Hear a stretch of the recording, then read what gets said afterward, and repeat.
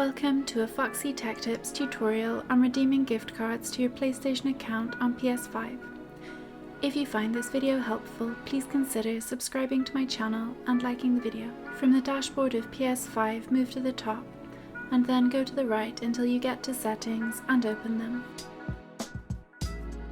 In Settings, open Users and Accounts. Select Account and then select Payments and Subscriptions. Now select Redeem Codes from the list of options. Enter your 12-character gift card code here and then click Redeem to unlock it. Then confirm that you want to add it to your PlayStation account. And that draws an end to this tutorial. Please like the video if you found it helpful and subscribe to Foxy Tech Tips for more PS5 tips and tricks.